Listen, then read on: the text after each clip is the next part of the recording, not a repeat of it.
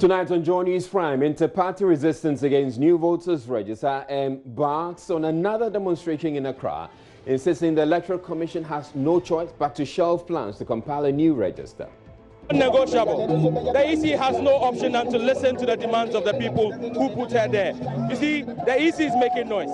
She's throwing a tantrum. And so we are saying that it will not happen. The Electoral Commission should spare this country of the agony of tension in a political year. Any attempt to throw this register away and do another one will have disastrous consequences. The group says it will continue the protest until the EC abandons the idea. This is just the beginning. If you don't listen to us, we will be with you forever. The next time round, it will not be a one-day walk. It will be to sleep with the Electoral Commission here. Meanwhile, the Political Science Department of the University of Ghana says its research shows 65% of Ghanaians are in favor of a new register. We'll share details of the research with you. Also in the bulletin, Commander of National Anti-Galamsey Task Force advocates establishment of a specialized court to fast-track prosecution of illegal miners. It comes on the back of the arrest of 6 persons, including a vice chairman of the governing New Patriotic Party, over the disappearance of excavators seized by the Anti-Galamsey Task Force. JoyCleanGhana campaign compels fishmongers at Jamestown to clean up their act. This is where they dry the fish, and this is where they defecate. Meanwhile, they will mount this fish and then bring it to the market. Some people buy the fish, they don't even wash, and they start eating. So you see the things we've been eating in the market. They defecate here. Look at the excreta right away, just by the tank they use to dry the fish.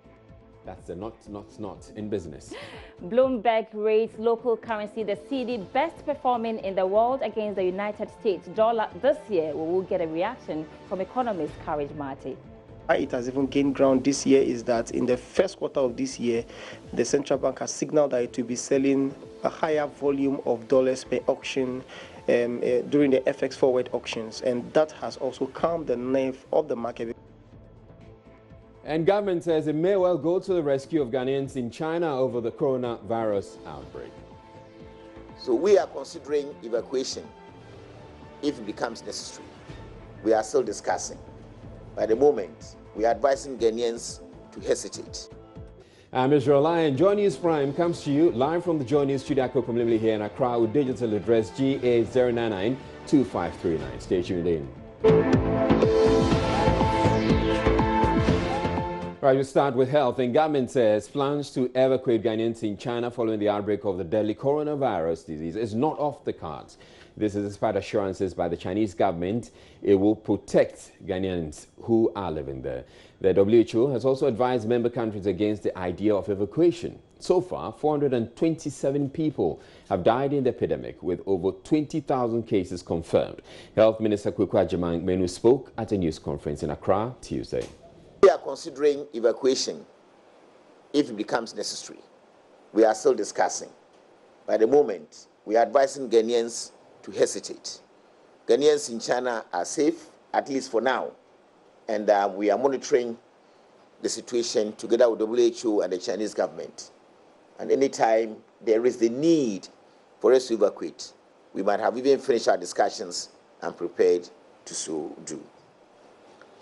The Chinese government is advising seriously against evacuation, in line with WHO recommendations that we should not panic to evacuate anybody. The WHO recommendation is said that there are better systems in China that can take care of the disease. So there is no point rushing to airlift people to come to places where systems are not as strong and are more advanced like they have in China with WHO support. Nonetheless, if any country will still want to evacuate, there are protocols that have been introduced in China that should be followed strictly, and the Chinese government will monitor. One of them is the fact that they will not allow evacuees to transit through any country. So if you want to evacuate, you should charter aircraft, lift straight from China, straight to Accra. They may, however, allow stopovers for refueling because of distance. Meanwhile, government has stepped up the fight against the disease as government commits 2.5 million CEDIs to support the activities of the National Coordinating Sectoral Committee leading implementation of the preventive action. Now, Mr. Ajamamenu also noted that 2 more treatment centers have been added to the Ridge and Tema hospitals, with more isolation centers established.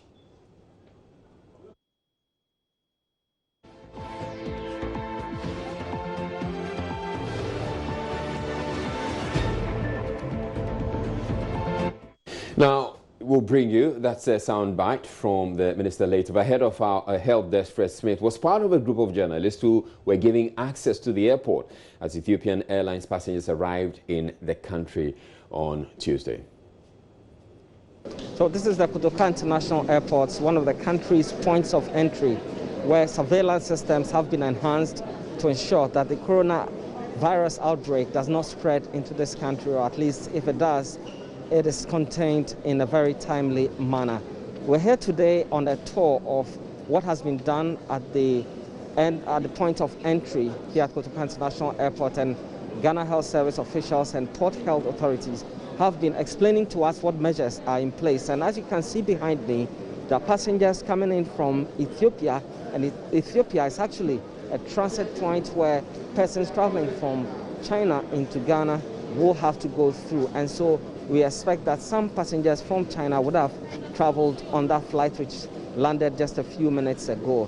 What they're doing is to go through formalities to check if they are healthy before they are allowed to exit the Kotoka International Airport. So first of all, they are given a form to fill to indicate what their health status is as they know. They are also to indicate how they can be traced beyond the airport. So once they've gone, health authorities will like to be able to track them in case they detect a problem later on. So all of that information will have to be on the form. Then you can present this form at a point where there's the scanner. The scanner will detect your temperature. If your temperature is above 37.5 degrees Celsius, then it will indicate to them that you are not fit to exit the airport. They will detain you. There's a holding bay right here at the airport, and that's where you will be kept until you are further assessed. If you pass that assessment, you'll be asked to go. If not, you'll be sent to a facility at the Ridge Hospital or Tema General Hospital. That's where health experts will do further analysis on you. Called non-contact thermometer. And we use this one if we want to re-interview the traveler. These ones, we call the number thermal scanners. So when you stand on the red line, it will pick your temperature. And if it is above the 37.5, it will show red. You see, this one is green. So one of you can cross. Now, you cross. No, stand on the line first. Okay. Then it will pick. You stand on the line. It will pick your temperature. You see, so you can cross. You can go. You see, it's showing green on the screen. So if it is above the 37.5, that is above the threshold, you see the red line there. Then quickly we have to isolate you from the rest of the travelers and escort you to the holding room. If you can just tell us what's on it, what information? We have health questions on it, health questions. What are some of the questions? Some of the questions. Have you had close contact with sick person within the 14 days? Then we also, please tick if you have any of the underlisted signs and symptoms. That is fever. And here, that is why we are concerned about the thermal scanners. Fever is one of the indicators of illness. When you are sick, your temperature will go high. So when your temperature rises, that is the term we use as fever. So that is the first indicator before we do further interrogation. Then apart from that, we also do visual observation. When they are in the queue, you see the officers, they will be observing the travelers. So sometimes when somebody is coughing or you are shivering, they will see it. So we are not basing our checking on the temperature alone, but we look at these signs and symptoms too. Well, one of the measures introduced here at the Kotoka International Airport to help passengers avoid contraction of this disease is also to display information on the coronavirus disease. So it tells you what to do to stay safe, what to do if you suspect you may have come into contact with a surface that has that It has this information also displayed here at the airport, apart from the screening that persons will go through before exiting the facility. Now, minority MPs meanwhile say they are not so sure about plans by government to prevent a breakout of the deadly coronavirus in Ghana. Health Minister Kweku Adjumamenu told MPs on Tuesday government is committing 2.5 million Ghana cedis and importing 10,000 protective equipment as part of efforts to keep the nation safe. With all the vim and vigor, you will recall that we came out of Ebola era not too long ago, and I am not seeing that political will with which we tackled the Ebola, to the extent that at a point in time, Ghana was chosen as a distribution center for logistics to combat Ebola. And at this point in time, I do not see or know why we must reinvent the wheels. The structures are there. Why can't we simply reactivate the structures we use in combating the Ebola? The centers, the emergency centers, the isolation centers we created during the Ebola era, are they still well equipped? I mean, the minister was supposed to tell us. These are the unanswered questions. Where are they? Are they still equipped? Do we have any protocol for identification, diagnosis, proper transportation, and if you like, management of the case if we should have a case today in Ghana? What the minister failed to show, and there is the critical point, is to answer the question, if Ghana detect a case today, is the health system ready to manage that case and to prevent that case from spreading? That he failed to address as the minister. So there are 4 such centers for this. They are bringing in protective equipment. They are buying insurance for frontline healthcare persons. What is missing in that? Good, and that is the point that I'm making. To be prepared is to be ready. And listening to him, they are now in the steps of procuring personal protective equipment, that's PPEs. They are now in the process of procuring equipment. That process, hasn't finished. And therefore, if we get a case today, what it means is that as a country, there will be a state of confusion. It's not in Ghana. And so that is how you do surveillance. You don't just wait and then, you want to detect with your thermal temperature this thing, and then if the fellow has no temperature, then he has no case. That is not how we do it. And I think that we have to go back, look at the data, look at how many people came from the province of Wuhan, how many people came from China in general, and how many people visited China and the other infected countries like Hong Kong. And that is what we mean. That can send us far. We're taking a break here on Joy News Prime, but still ahead in the bulletin. Inter-party resistance against new voters register embarks on another demonstration in Accra, insisting the Electoral Commission has no choice but to shelve plans to compile a new voters register. Unnegotiable. The EC has no option than to listen to the demands of the people who put her there. You see, the EC is making noise. She's throwing a tantrum. The group says it will continue the protest until the EC abandons the idea. This is just the beginning. If you don't listen to us, we will be with you forever. The next time round, it will not be a one-day walk. It will be to sleep with the Electoral Commission here. Meanwhile, the Political Science Department of the University of Ghana says its research shows 65% of Ghanaians are in favor of a new register. We'll share details of the research with you. Do stay tuned and we're back in a bit.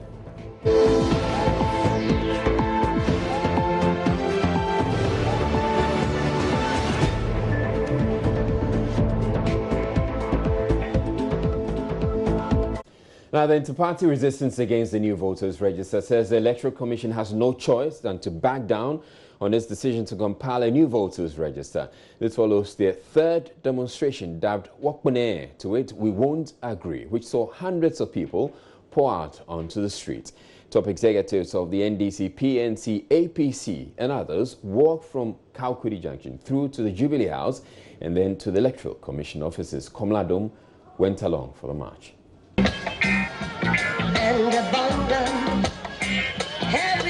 A sea of red, black and a mixture of the two. Predominant colors as thousands poured onto the streets to once again demand of the Electoral Commission to back down on its decision to compile a new voters register.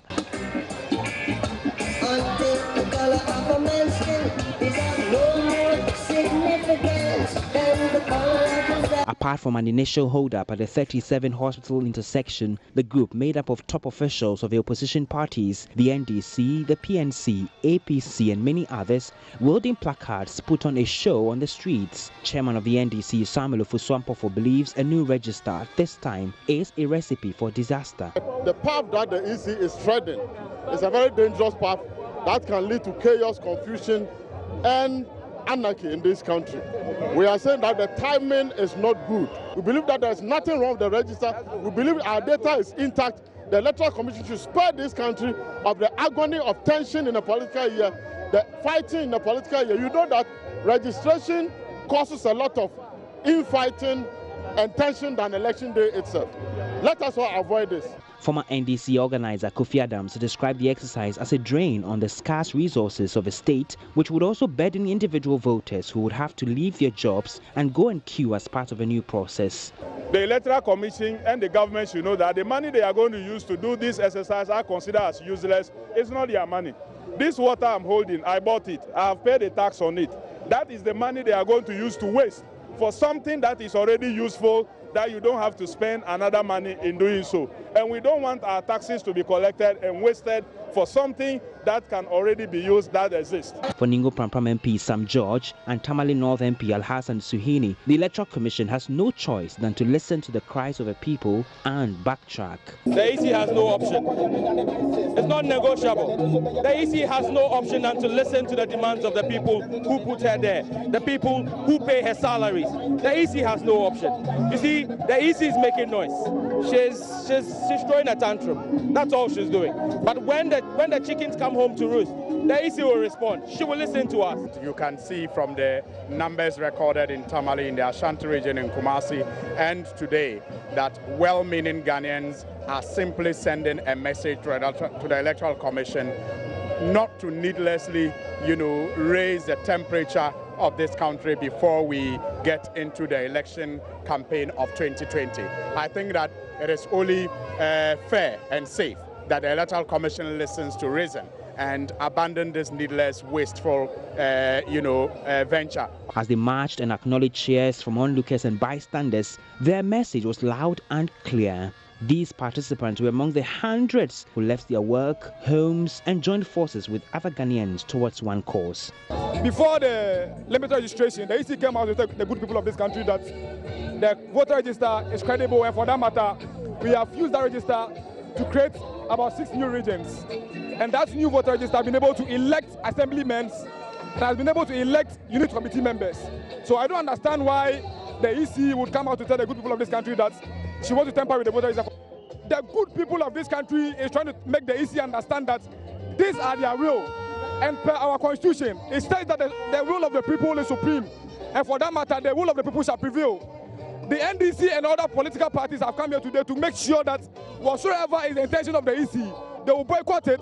And for that matter, this voter register that we have will be able to use in these 2020 elections. After several hours of enduring the sweltering heat, the group presented their petitions first to the presidency. Minister of State at the presidency, Dr. Kweku Efriye, received a letter on behalf of the president.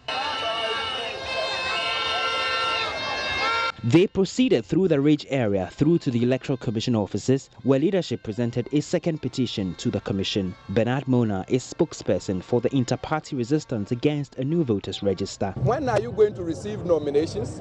Because we will not accept a situation where nominations are taken based on an incompleted register. And therefore, it means that by your own timetable, you are running a very dangerous situation. We have not piloted the system. The current register that we have used it to elect 2 presidents, President John Mahama, President Nana Akufo-Addo. We have also used this to run about 3 district or local level elections, conducted several by-elections along the line. That means this voters register has been tried, tested, updated, and approved and accepted by the people of Ghana. the experiment you are going to embark on is not right. We cannot take our security, our democracy, and our stability for granted. We say enough is enough. Stop tormenting the people of Ghana with the news of you are going to do a new voters register. We want to thank you for coming out to receive our petition, and this is just the beginning. If you don't listen to us, we will be with you forever. The next time round, it will not be a one-day walk. It will be to sleep with the Electoral Commission here.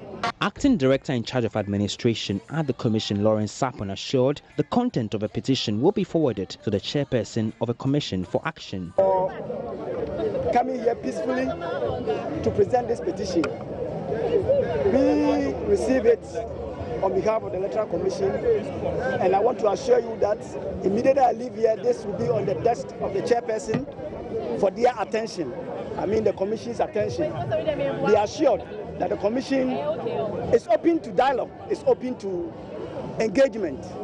We hope, but at the end of the day, Ghana will be richer with our electoral process. What next after this? Well, the inter-party resistance against the new voters register says it will intensify its protests until it sees results. Until then, this is what they leave the Commission with.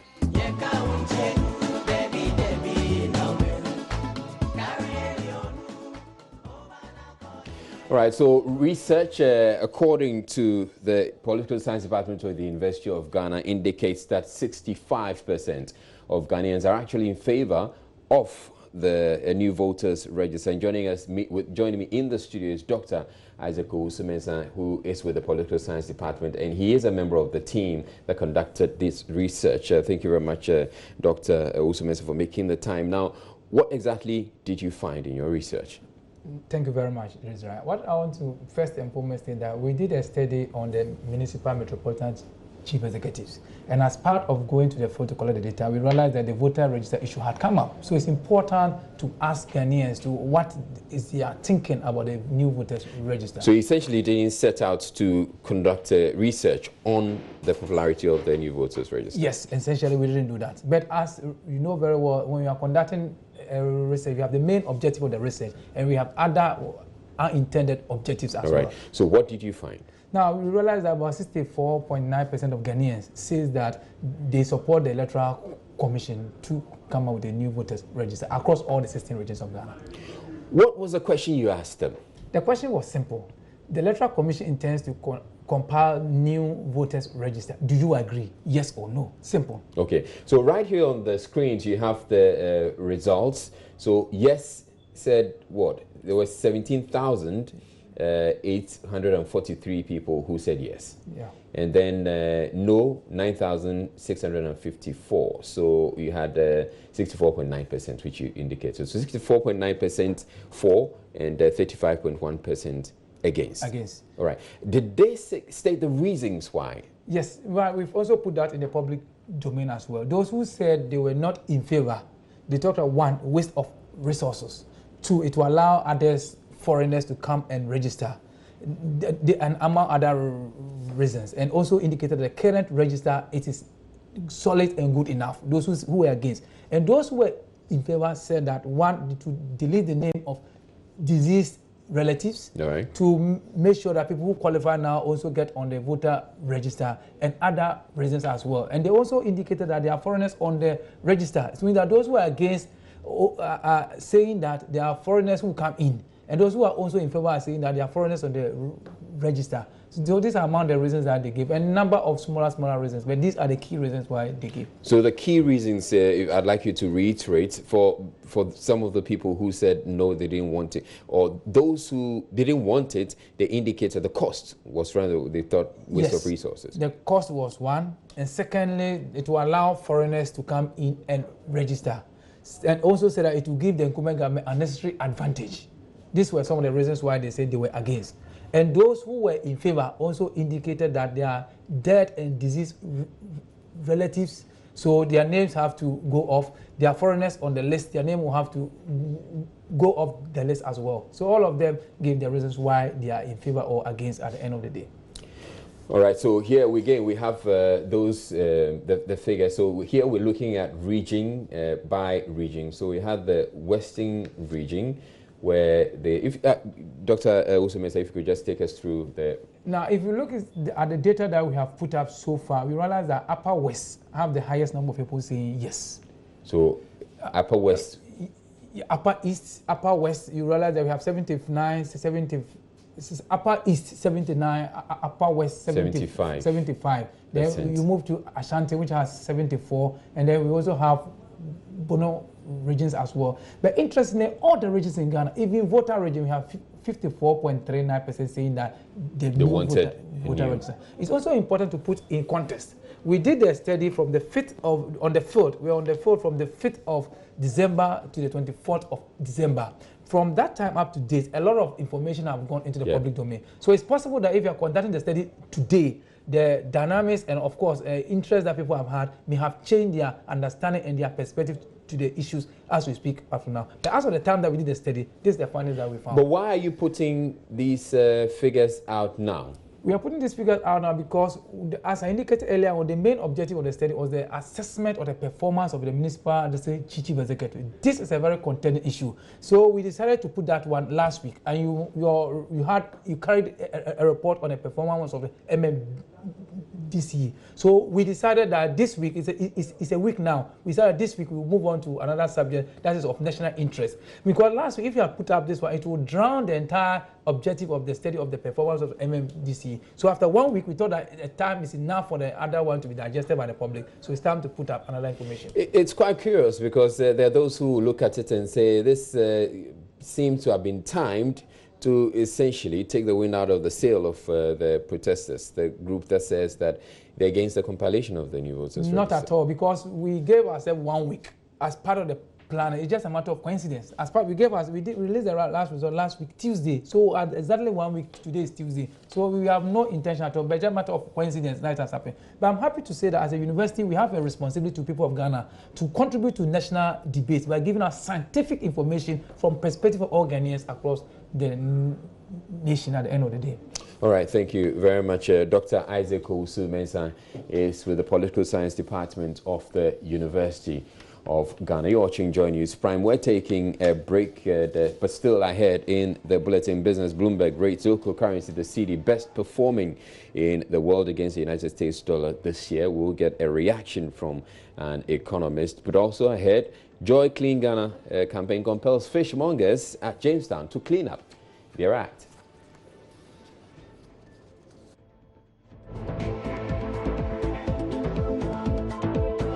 This is where they dry the fish, and this is where they defecate. Meanwhile, they will mount this fish and then bring it to the market. Some people buy the fish, they don't even wash, and they start eating. So you see the things we've been eating in the market. They defecate here. Look at the excreta right away, just by the tank they use to dry the fish. Stay tuned in. We'll be back with business in a bit.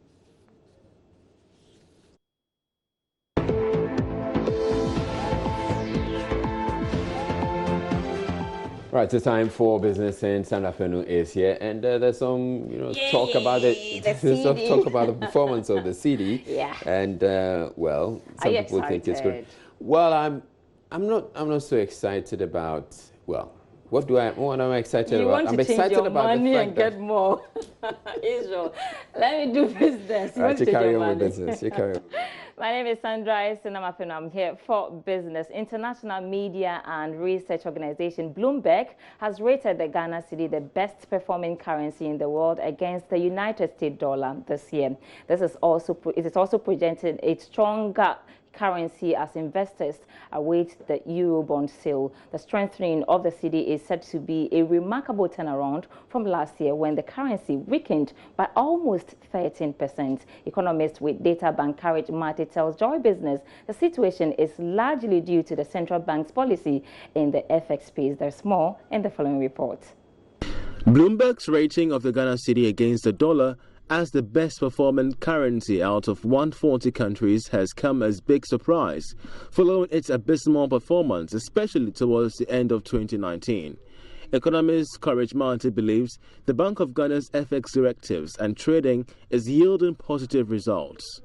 We are seeing consistent spot market interventions from the central bank. And what I mean by that is that the central bank is consistently selling some level of FX on the market, on the spot market specifically, to those who really need the physical cash now and today, and that is helping the supply side.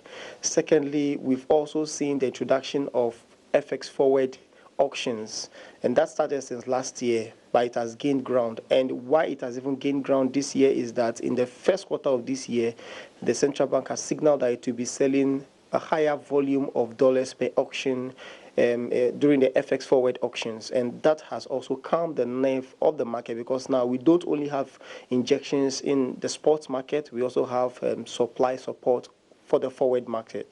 And the forward market intervention is very critical, because what it has done is that it has calmed the apprehension of people who would ordinarily have loved to hold the dollars when they do not really need it now. Mr. Marta says the effects of the novel coronavirus will have minimal impacts on the CEDI's sterling performance against the dollar. I would rather assign a very insignificant weight to the potential effects from the coronavirus, and that's because if you recall the measures I outlined earlier about the intervention, the increase in foreign investor participation on our bonds market, and the FX inflows that it is bringing with it, that should attract bigger weight in explaining why the currency is the way it is. Plus also because, you know, issues of trade relations do not just change dramatically overnight, and the corona noise started for not too long, and so would expect or imagine that it is too early in the day to think that that is a key reason why the currency is performing the way it is. I mean, there are other avenues of importing from China without physical presence. According to him, spare parts dealers at Abosokai, as well as second-hand cloth importers, will now be able to forecast and budget for their goods with a stable currency. I wouldn't necessarily expect price reduction because the CEDI is stable or has appreciated. And why I wouldn't expect necessarily price reduction is because when the CEDI depreciated, I'm not sure the full cost was passed on to consumers. I'm sure there was some sharing ratios. Some of the margins were contracted to absorb some of these costs. And now that the CEDI is stable, you also expect the sellers to say, okay, I will just maintain the price where it is to recover some of the lost margins when I absorb the cost. But then the benefit of this is that the rate of increase in general price levels will slow down. Bloomberg's analysis indicates a cut down on travels and trade as a result of a reduced demand for foreign currency. Fred Duhos reports for Joy Business. Interesting analysis there. Away from the CEDI, auctioneers of confiscated vehicles of defunct microfinance and savings and loans companies are having a tough time selling some of the vehicles. This is due to concerns of limited information about the vehicles and their price tags. On day 2 of the auctioning process, some bidders called for a more transparent approach. A new type of Kia Rio, not the old type one.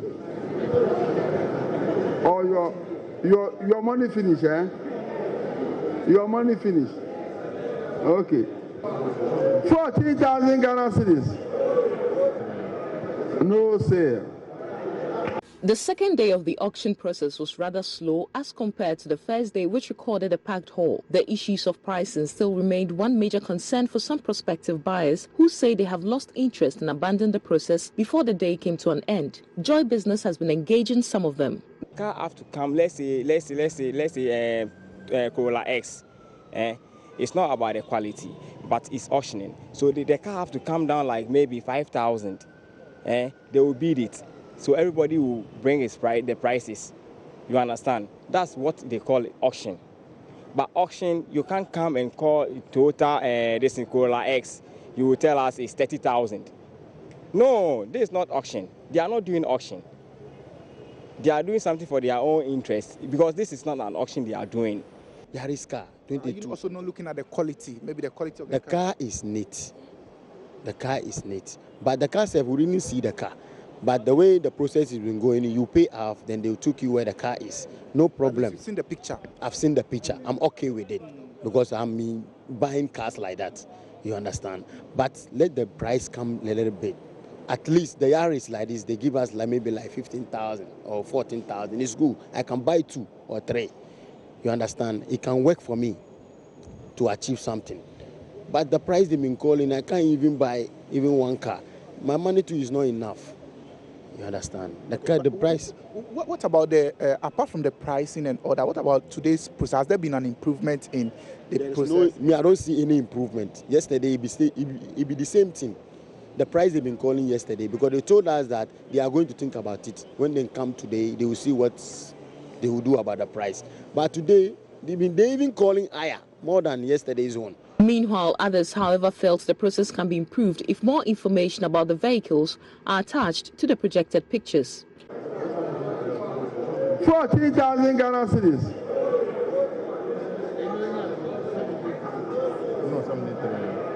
No sale. I feel like more details of the vehicles could have been displayed for us to know. For instance, the cars that are being displayed, you don't know if it's an automatic or manual car, because not all of us went to the inspection. So.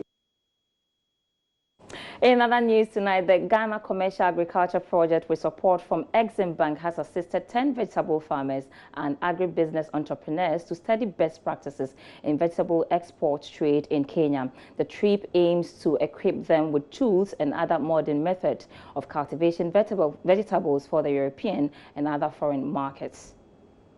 The Ghana Commercial Agriculture Project is under the Ministry of Agriculture with support from the Japanese government to revamp the growth of vegetables and other export-oriented products by farmers. The 10 agribusiness entrepreneurs who returned from Kenya had the opportunity to experience from some of the largest producers, since Kenya is one of the biggest in vegetable production in Africa. Project coordinator Osewu Swajimai, who led the delegation, told Joy Business that the beneficiaries will transfer the knowledge. We're going to use them as a focal point to revamp the vegetable sector.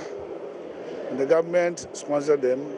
We're also going to give them code vans and other infrastructure facilities that enable them to provide market access to the vegetable farmers throughout the country. Currently, we are assisting vegetable farmers in Angosikope, in Adan, Hippo, in South Tongu, Michelle Camp in Tema, then atomic energy in Ghana East. Then we're also looking at assisting farmers in Kumasi to help them to build their capacity in terms of sanitation and marketing. Some of the beneficiaries also added that most of their lessons learned from Kenya will be implemented if the regulatory environment is friendly for their business. They make sure the protocols are in place from the farm production side to the pack house. You know, they ensure that the food and safety measures are in place.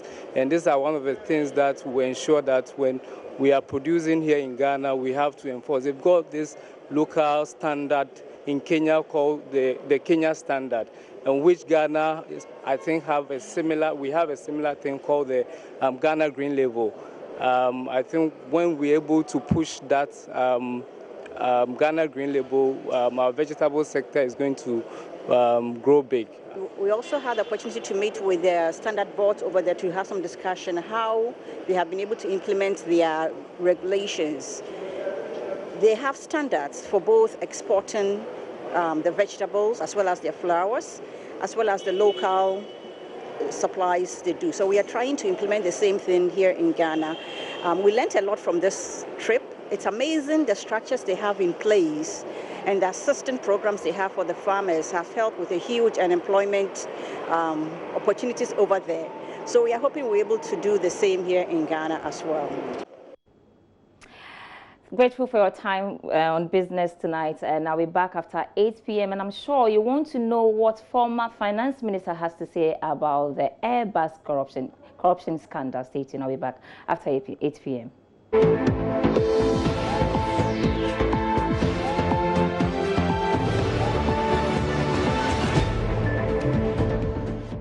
Minister for Monitoring and Evaluation, Dr. Anthony Akotose, says the current parliament does not have capacity to investigate the raging AIRBUS scandal involving officials of the Mills Mahama administration.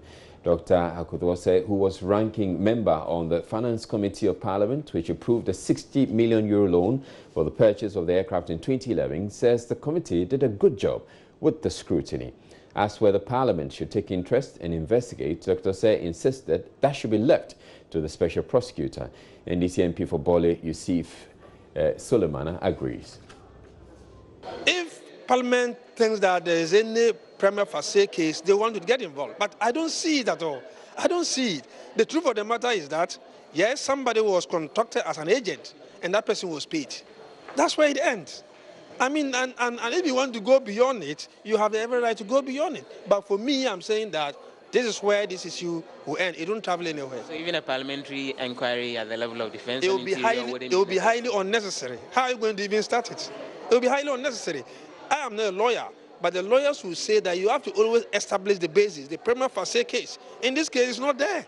But Parliament itself does not have the capacity to investigate about the quality or some laws from ITA. We don't have that capacity. And we are still paying for the loan. You know, someone took the bribe or, you know, money in connection with that, which... We cannot stop somebody from taking a bribe. Parliament's job is not to figure out if a bribe was taken prior to our approval and we didn't know. That's a different matter. But after the procurement, we don't go to see what is happening beyond that. So what's your expectation of the work of the Special Prosecutor in this regard, that by the time that they are done? Let's allow him to get the facts for us. You think he'll be able to really get to the bottom of it? There have been accusations against him that he's not done enough. He's supposed to liaise with the UK authorities. They have all the facts, so he doesn't have much work to do. Now imagine taking heed to a dietitian's advice on eating only fish and later finding out your favorite smoked fish is washed in thick, dirty brown solution. To add salt to injury, fishmongers defecated indiscriminately just a few meters away from fish ovens. Well, JoyCleanGhana campaign team witnessed this disturbing, ugly sights at Jamestown Tuesday. Nancy Emefotradozie has details, but as we always do, we're warning viewers that some of the visuals may be disturbing. We first visited the public toilet that also served as a storeroom filled with clothes and cooking utensils. The owner and Madam Kuchi entered the facility and noticed the place was unfit for purpose as it was unsanitary. It is. So looking at it, hygienically, it is not neat. So that is why we've asked them. So they have to get some disinfectants and then clean this place to be very neat. They have to re-roof the place and then clean and paint the walls. So because, let me say, it is going to involve money, the one we've given to them will not be enough. So we'll talk to the man and then we'll extend the number of weeks we've given to them so that we'll come back for a re-inspection. So before we come, they will have to finish with all what we have asked them to do. Then she demanded to see the septic tank. Soon, Madam Kuchi found sewage sludge channeled from the tank into the sea, but the owner denied. But we have a bathroom here. How sure are you that it's wastewater? Ne fan and end wo. Yes, you bet me akwa baby I end there. Got no far through here to the sea. Fan wo dia chef from sa na akwa rasi. Bathroom. But she then demanded the tank to be opened for inspection, and as predicted, the team found a huge pipe. Connected straight under the septic tank. So right from the septic tank, that it is going straight into the sea. Look at the pipe. And there's a way they have done it. You will not even see the outfall of it. He was given a 3-week ultimatum to renovate the structure. Before they come, we will give you a notice. We want you to seal the pipe that you have connected through into the sea. You seal it, and then we'll give you 3 weeks to paint the toilet facility and clean the whole place. You can see the roofing. The roofings are not one of the best. They are broken. And then in there, we want you to change it to WC. A few meters away from the public toilet, we could hear the voices of worshippers. The sound was blasting from the Redeemed Church, and then just opposite the church was a school. Madam Kuchi called out the pastor from the church. He was angry few seconds into Madam Kuchi's questioning. School, into school, any day, and put together. What I say, into your best stress, mama, nice, now, moyano. and form to the minimum. Now maybe Sapacho will register was sorry. Your process.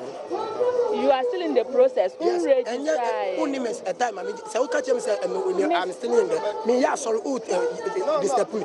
So catch him say, I'm still only Ghana. I said, so qua and you qua no be about delay. Oh yeah, sorry. Oh yeah, sorry. Oh yeah, sorry, me disturb you, master. When him say I have the right to say, Obia, who person on GB being free, sir. Me here, near me say, catch them, say, me yes, me yes, Mayamo. And son Americano, and I made the war pass say, maybe so I say, why register now? Who's you register? Because you are still in the process. Not true.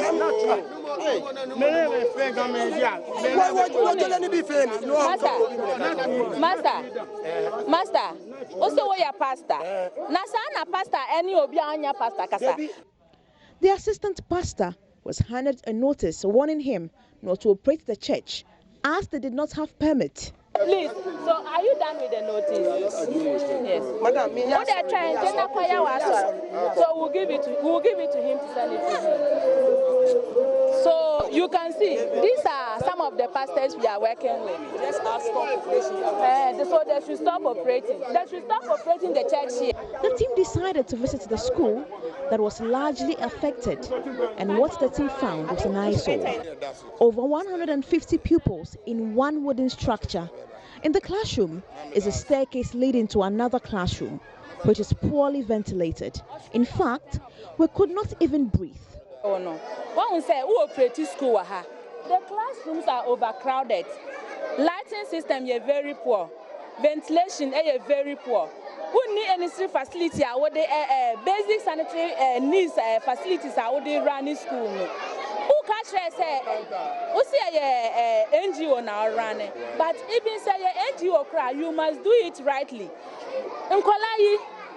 Send room hanging out here. Sabakunya any skin infection na. Ebeti ni asa obia ewo dem ha because obia tina say obi won kan obi. What you say? Inti no send ya ma okrata na ya ma okrata say bra officer uba fa document bia officer wo FSA school we ho no. Fa bra ye ho ochina. So what documents are? You better send here. Eti say we need so you better how it will go because one ba nkwala no apomudi ehu hia yen. Nti yesraw. They were also asked to come with appropriate documents to the AMA office. But we were taken to the fishmongers who had dumped their refuse into the sea. The team uncovered more and serious offences. Ma'am, if you want me, I need aba ma'am. Luokeji owie po wie mo cheshon. She tombo no owie and kwale wie mo le na kan no. She do ani ka chike wale ba to mo neken. Lo ba do mo wale no wo kwa cho se am ojugba. Lo ba pa fa ga chikeji na kan ni nya we wale. When the leader of the fishmongers tried explaining why they dumped the rubbish there, we spotted one man washing fresh tuna in what appears to be a thick brown solution. Even worse, the same place these fishmongers smoke their fish is the same place they defecate. We find human excreta few meters away from the fish ovens and a pile of it also on the rocks, hanging on each other, forming another rock. This is where they dry the fish, and this is where they defecate. Meanwhile, they will mount this fish and then bring it to the market. Some people buy the fish, they don't even wash, and they start eating. So you see the things we've been eating in the market.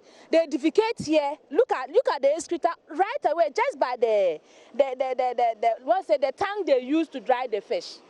So the man knew what they do. When I called him to come here, he panicked. He did not want to come. Madam Kuchi instructed fishmongers to improve the insanitary conditions and also visit the AMA office for their health cards. The team is on next week.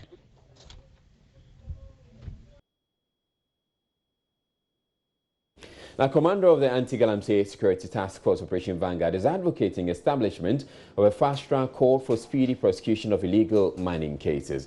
Colonel William Norte says the missing link in the fight against the menace is lack of prosecution, which is thwarting the efforts of the task force. He tells Love FM in Kumasi only about 5% of over 2,700 arrested have been convicted.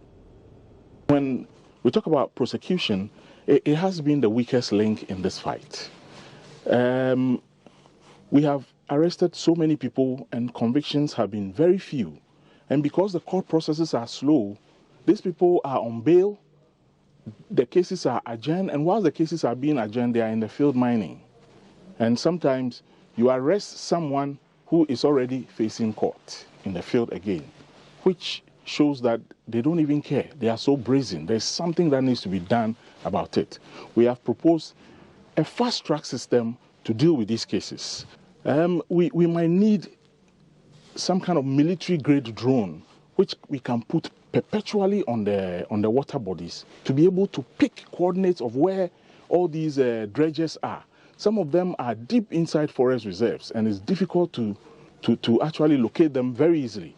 But a drone which can pick heat signatures can pick these locations, and then we can move there straight.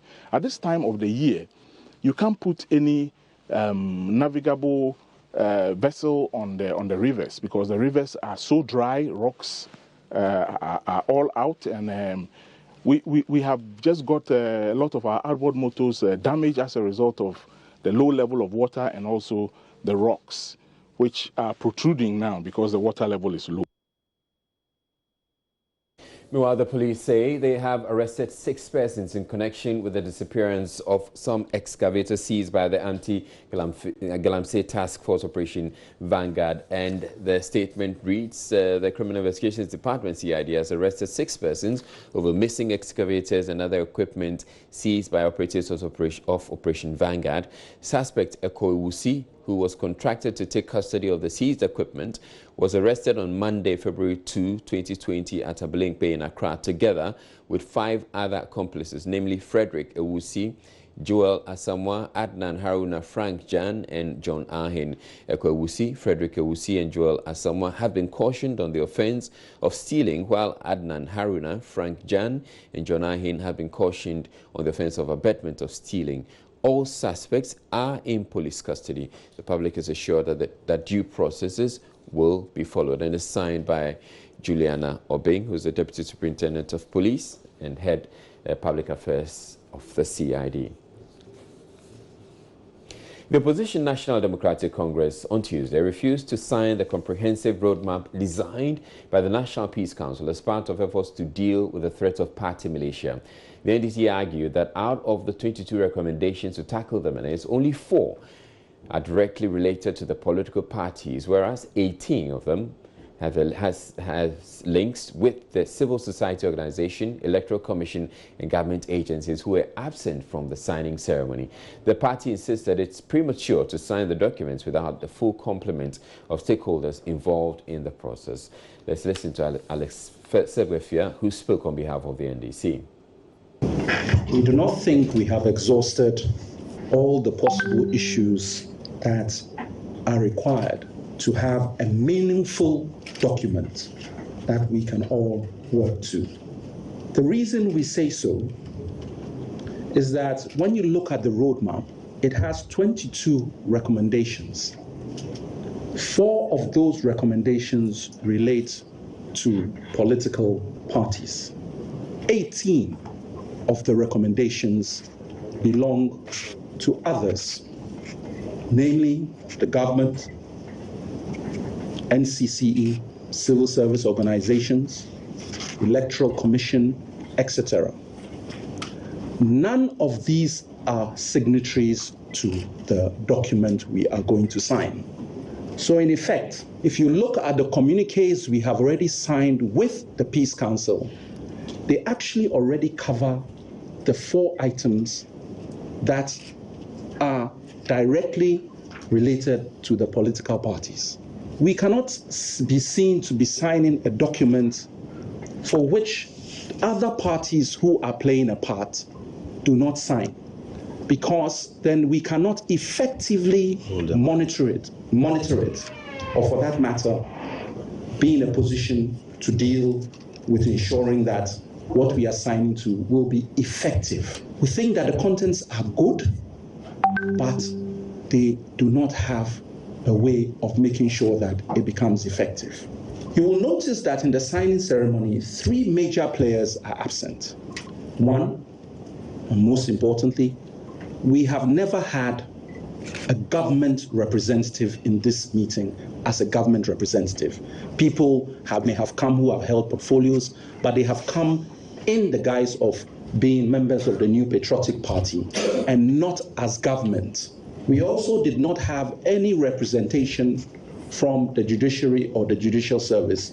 We didn't even have a presentation from them. The Electoral Commission, who is the referee for us, has not been represented. Basically, for that reason, we also believe that it is premature because we believe that there should be a signing of this document by all parties.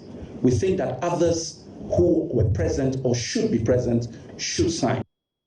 Meanwhile, the governing NPP assented to the document without any reservation. General Secretary John Boydwe described the NDC's refusal to assent to the roadmap as disappointing. Right from April, had discussions, agreed, disagreed, and we're invited here today to conclude on this matter. And not only was the roadmap sprung on us, we're given the opportunity to pass our comment months ago. I'm disappointed for the rep, our colleagues on the other side, to say that they couldn't even pass their comment if they had one through a letter to the National Peace Council. And also the fact that they are aware that they need that capacity to be able to conclude on this matter, and they opted to do otherwise. I think that is unfortunate. As I have already stated, we are committed to this process and we will pen our signature to this roadmap and will not do anything to take this peace we are enjoying for granted. I am very disappointed. Chairman of the National Peace Council has assured the NDC that all the key players will be made to commit to the roadmap. It's supposed to be the final day, but in a peace talk, you cannot predict the finality of anything.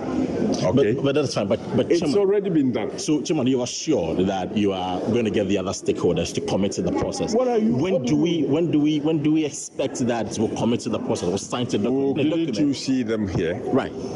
So they are ready to sign. It's a matter of just making the what you have done. We will prefer a note, signatories, and all that, and they will sign, and we'll take it to them for them also to sign, and we'll call the press to so that the world know that they are. So how soon should we expect this? As soon as possible. But would you say that today's meeting as soon as possible? But would you say that today's meeting did not yield the needed result as you expected? Look, you are not a peacemaker. I'm a peacemaker. Right. I have been involved in dialogues, not just here. You don't expect that as soon as you go, you're going to have that. In fact, we have had 90% agreement. It's just 10%, and we will get there. And a related development, the National Democratic Congress, the national chairman of the National Democratic Congress had issued a letter as written to the National Peace Council following developments, today's developments at the signing of the Code Roadmap and Code of Conduct on the disbandment of political vigilantism. It reads, I write this to you first to apologize to you and the Council for my inability to be present at today's meeting, which I am informed was to be the final one in the engagement of the Council with the New Patriotic Party and my party intended to take measures necessary for the disbandment of vigilantism in the country. I must express my regret once again that the matters raised hearing, which have informed our decision to decline to sign off the roadmap and the Code of Conduct today, are matters of which I ought to have apprised your good self and the Council much earlier than today. I have received a full brief of the outcomes of today's event from the delegation that was authorized by the party to represent us. I want to reiterate on behalf of the party that we are not against the contents of the document presented to the parties for their endorsement, and indeed we support and are committed to the framework and process, even though we have reservations which are significant enough to warrant our delay in appending our signatures to it. Included in the issues that we have reservations about are the following. Essentially, he reiterates the issues raised by Alex Segbefia when he went to the meeting. And then eventually they conclude by saying, in conclusion, may I wish your good self and members of the Council a very happy new year, even as we pray that our continued collaboration will contribute to Ghana having a transparent, fair and peaceful election in December. And they say that they are waiting further advice on the next steps forward. Kindest regards. Now, the disappearance of a 15-year-old Benjamin Tete Oklu at Klagong in the Tim West municipality has sent shockwaves to his parents. Benjamin's parents have been enveloped in sadness since when they left their son left home after school to play football last week Friday and never returned. The parents are not ruling out the possible abduction since the vice is gradually gaining ground in the country. Correspondent Kwame Yanka visited the boy's parents and has come through with this report.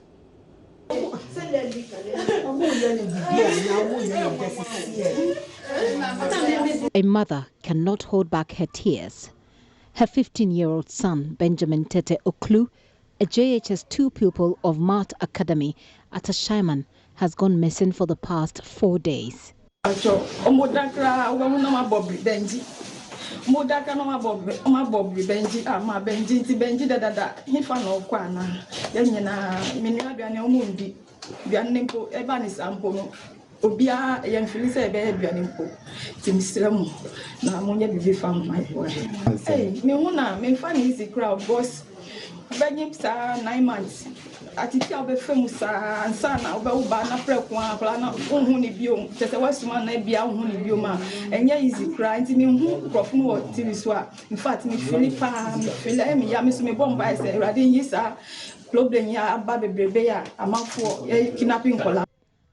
Benjamin's disappearance from home since January 31, 2020 is a great concern to his family. According to his parents, there is nothing emotionally draining like losing their first child in this manner. Although they have no evidence that their son has been harmed, their hope of finding him is waning by the day. Mensa Tete Oklu is Benjamin's father.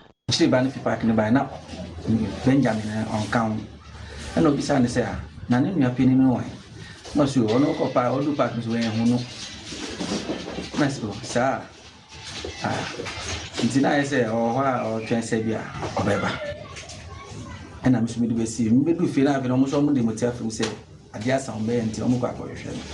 Timichan, Omoko by and a steno, almost a moon. I'm supposed, sir, and then an idea to add as I feel say, the car correction. Until Chebo bed 10, 11 years, woman of Venice with the Sadia. Maybe quite shaman to Uncle, our police station island, Uncle Report. I'm assuming Tracy Aquasha, Wayra Aquashama side there. Because a bio adjacent bed two still on by. The parents believe with vital information from the public and police assistance, their son may be found. Kwame Yankas reports for Joy News. That's it. I'm Israel. Thank you very much for watching. You have a good night.